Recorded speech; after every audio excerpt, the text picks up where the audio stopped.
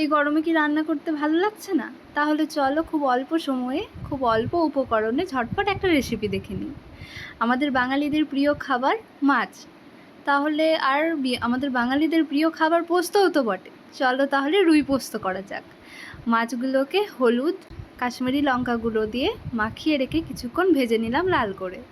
মাছ ভাজাগুলো হতে হতে ততক্ষণ পোস্ত আর কটা কাঁচা লঙ্কা দিয়ে পেস্ট বানিয়ে নেব।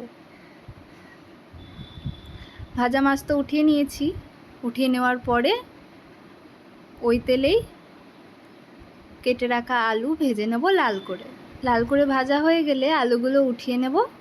ওই তেলেই কালো জিরে, কাঁচা লঙ্কা, গোটা গরম মশলা দিয়ে সামান্য পরিমাণে চিনি, তোমাদের চিনি ভালো না লাগলে সেটাকে বাদও দিতে পারো, কিছুক্ষণ একটু নাড়াচাড়া করে কেটে রাখা পেঁয়াজ দিয়ে দেব।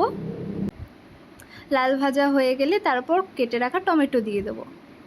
তারপর কিছুক্ষণ নেড়ে নেব। তারপর কাশ্মীরি লঙ্কা গুঁড়ো, সামান্য পরিমাণে নুন, সামান্য পরিমাণে চিনি দিয়ে কিছুক্ষণ কষিয়ে নেব। ভেজে রাখা আলুগুলোকে দিয়ে তারপর আবার 5 মিনিট মতো কষিয়ে নেব। দেখো কষা হয়ে গেছে। তারপর বেটে রাখা পেস্ট পোস্তর সেটা দিয়ে দেব। যে পাত্রে পোস্ত বেটেছিলাম কি সামান্য পরিমাণে জল দিয়ে ধুয়ে দিয়ে দেব।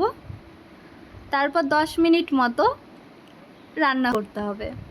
দেখো তেল ছেড়ে দিয়েছে। তারপর সামান্য পরিমাণে আরেকটু জল দিয়ে ভেজে রাখা মাছগুলো দিয়ে দেব।